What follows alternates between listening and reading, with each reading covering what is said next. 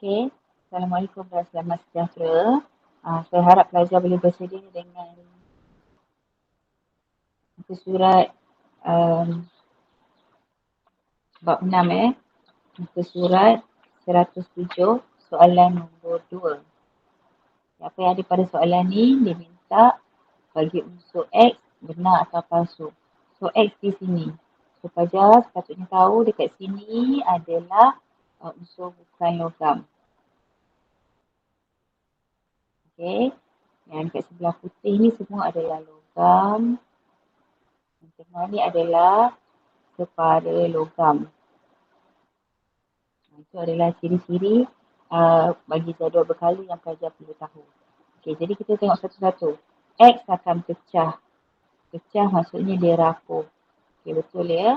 Bagi bukan logam, dia adalah rapuh. So, kita boleh benar. Okey, tak boleh guna untuk pendawaian elektrik. Maksudnya, kondaksi elektrik lemah. So ini pun betul juga. Bagi bukan logam, kondaksi elektrik lemah untuk karbon lah. Tapi kalau untuk bahan yang lain, dia tidak akan mengkondaksikan elektrik. Okay, memantulkan cahaya ini merujuk kepada kekilauan. Ataupun sifatnya adalah berkilau. Tapi untuk bukan logam, dia bukan berkilau, dia adalah pudar. Okay, jadi ini palsu, salah. Okay. Bulatkan unsur yang sama jenis dengan X. So, kita dah tahu X adalah bukan logam. Okay. Jadi aluminium logam. Karbon adalah bukan logam. Okay, bukan logam. Sulfur adalah bukan logam. Jadi jawapan yang betul adalah karbon dan juga sulfur. Itu cara kita nak jawab soalan. Okay, seterusnya pergi pada bahagian C soalan 1. Okay. Pada soalan ini, boleh tengok ya. Ini soalan nombor 1, ini anak dia. Okay, kenapa dengan anak dia? Ini bermaksud anak-anak soalan ni akan merujuk kepada rajah yang ada pada soalan nombor 1. Okay, sekarang kita tengok apa yang soalan nak, kekondaksian haba. Jadi kita ingat logam sahaja yang boleh mengkondaksikan haba panas. Okay, jadi kita kena pasti. Yang mana logam?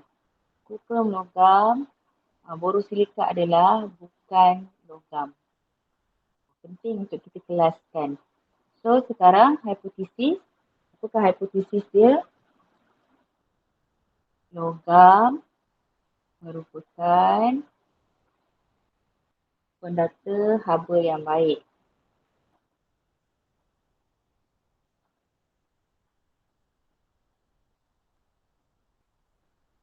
Okay, itu adalah hipotesis. Okay, soalan B. Kena pasti pemboleh ubah. Apa yang akan dimanipulasikan yang bertukar? Nampak ya? Kuprum dengan borosilikat itu adalah dipanggil sebagai jenis rod. Okay, jenis objek dekat sini kita tukar. Bergerak balas apa yang kita perhatikan, apa yang kita nak nampak. Yang kita nampak adalah masa untuk paku tekan jatuh. Okay, paku tekan yang mana? Ni paku tekan. So, bila kita panaskan lilin, okay, jadi lilin ni akan panaskan rod. Okay, jadi yang mana akan jatuh adalah paku tekan pada logam. Itu adalah yang akan cepat sekali untuk jatuh. Okay, so ini adalah soalan 1. Soalan 2. Okay, rod kuprum ialah logam. Nyatakan definisi. Definisi adalah maksud. So, apa maksud logam? Okay, logam ialah bahan. Tapi kena ikut eksperimen ni sebab dia minta berdasarkan aktiviti ni. Jadi kita kena cerita tentang kekondaksian haba. Okay, logam ialah bahan konduktor haba yang baik. Okay, tapi di sini 2 markah. Jadi kena beri sebab. Kenapa dia konduktor haba yang baik? Kerana haba dapat dipindahkan kepada rod kuprum dengan cepat. Jadi kita akan dapat jelaskan maksud bagi logam ialah konduktör haba yang baik kerana cepat sekali haba bergerak dalam rod kuprum. Okey, seterusnya justifikasikan. Nampak macam susah tapi dia sebenarnya adalah jelaskan. Kenapa kuali diperbuat daripada logam? So kenapa nak kena logam pada kuali? Kerana kuali dia akan dapat haba untuk kuali itu membantu untuk memasak. Okey. Jadi macam ni kita nak jawab logam ialah konduktor haba. Okey. Jadi haba dapat dipindahkan ke kuali dengan cepat untuk apa?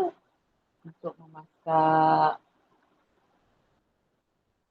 Jadi ini adalah cara macam kita nak jawab soalan ya. Saya akan jelaskan cara untuk jawab soalan.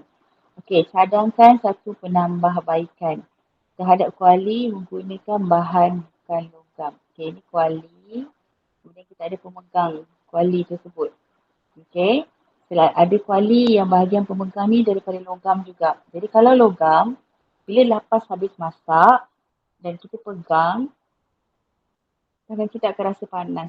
Sebab logam ni juga, pemegang ni juga akan menerima haba. Okay, jadi bila kita pegang haba dia. Sebab tu panas. Dan apakah inovasi dia? Kita tambahkan atau menggunakan bahan bukan logam supaya kawasan pemegang ni tak panas. Jadi bolehlah dipegang selepas memasak. Okay, jadi misalnya nak jawab bahan bukan logam digunakan pada pemegang kuali.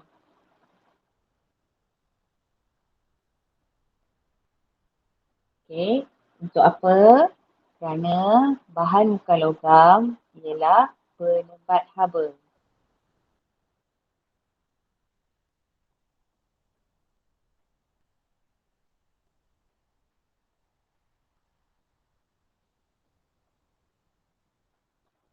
Okey, jadi saya boleh pegang, boleh pegang kuali panas dengan selamat. Jadi kita tak rasa panas dia kan. Jadi kita dipanggil sebagai dengan selamat. Okey, seterusnya soalan 2. Ini adalah mengasingkan. Salah satu cara pengasingan, tengok ni bentuk macam ni, macam daun. Namanya adalah corong pemisah. Okey, apa yang ada dekat corong pemisah, dia akan pisahkan larutan dua-dua cecair yang ketumpatan satu tinggi, ketumpatan satu rendah. Okey, berbeza ketumpatan. Jadi yang mana ketumpatan rendah yang mana ketumpatan tinggi, yang bawah ketumpatan tinggi, yang atas ketumpatan rendah. Okey, so kenapa dengan ketumpatan tinggi dengan ketumpatan rendah? Jadi bila buka pilih ni, yang bawah ketumpatan tinggi tu akan turun dan berkumpul di sini. Jadi Q dan R adalah bahan yang sama. Sebab dari Q ni, dia akan keluar pergi duduk dalam bika, dia jadi R lah. Sekarang dah berjaya asingkan, P akan tinggal, R akan turun bawah. Okay, labelkan apakah P, Q dan R. So, yang mana lebih tumpat di bawah antara air dengan minyak masak. Okay, antara air dengan minyak masak. Yang mana lebih tumpat? Minyak masak adalah kurang tumpat. Jadi dia akan duduk di atas. Kurang Okay, Q adalah air sebab dia lebih cepat dari minyak masak. R dengan Q yang sama. Jadi Q juga, R juga merupakan air. Okay, namakan kaedah. Nama kaedahnya adalah pengapungan. Apung, terapung. Okay. Kenapa terdapat dua lapisan cecair? Kedua-dua cecair mempunyai ketumpatan yang berbeza. Okay, satu lagi adalah minyak masak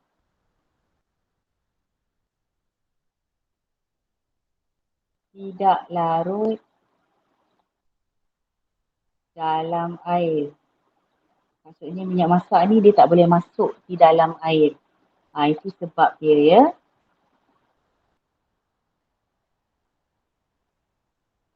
Gerak pula dia. Okey. So minyak masak tidak larut dalam air. Maksudnya minyak ni dia tak boleh masuk dalam air. Jadi dia akan duduk di atas sahaja. Itu adalah berkaitan dengan uh, uh, kaedah pemisahan yang dipanggil sebagai pengapungan. Okey, seterusnya kita nak tengok kita nak tengok sedikit bahagian udara. Sedikit bahagian udara adalah sambungan ulang kaji kita yang hari tu. Untuk ulang kaji udara kita nak tengok kepada muka surat 119.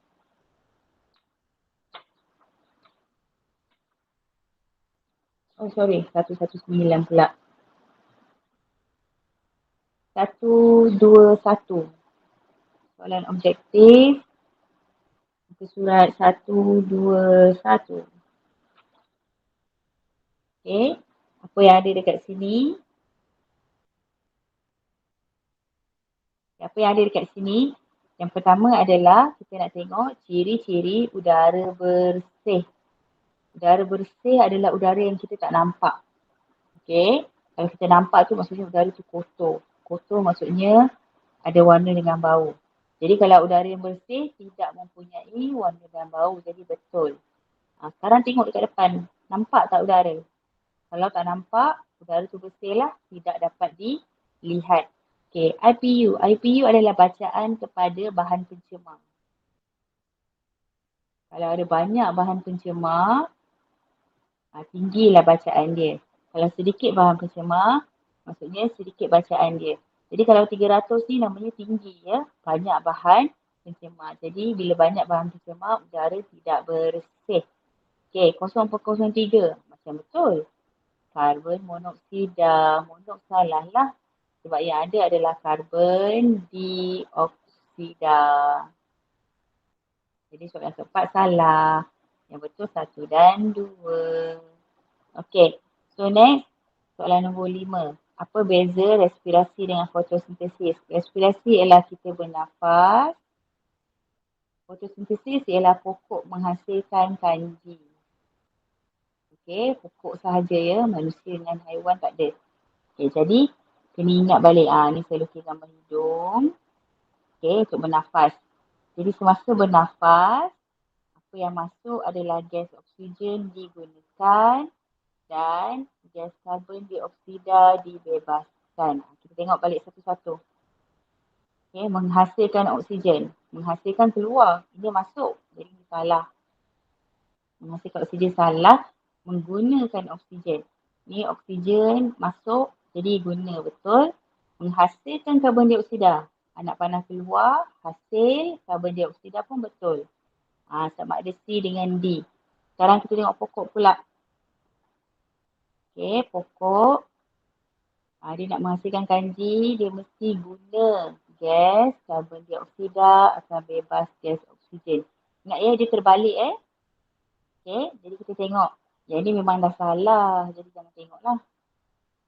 Okay, menghasilkan oksigen. Oksigen, anak panah keluar, hasil. Macam betul. Menggunakan oksigen. Oksigen anak panah keluar hasil. Ini guna. Salah. So jawapannya adalah C. Itu cara nak jawab soalan objektif. Okay, sekarang soalan nombor 4. Kita karbon. Okay, tumbuhan membebaskan oksigen, salah. Udara, karbon dioksida, kita karbon mengekalkan karbon monoksida, salah. Haiwan herbivor mendapat karbon daripada memakan tumbuhan, betul.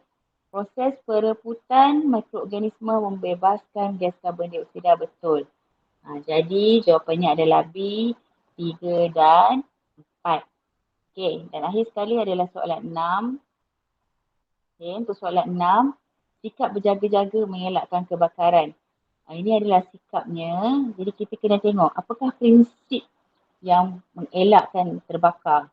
Okay, memadamkan bahan api. Yang ini bolehlah memadam. Tapi yang ini tak padam. Okay, ini mendinginkan bahan api tak. Melenyapkan oksigen tak. Memisahkan sumber haba. Ini betul. Okay, kenapa pisah? Kita jauhkan. Kita putung rokok ni, dia punya api kita buang. Jadi namanya memisahkan sumber haba dengan bahan api. So itu saja untuk hari ini.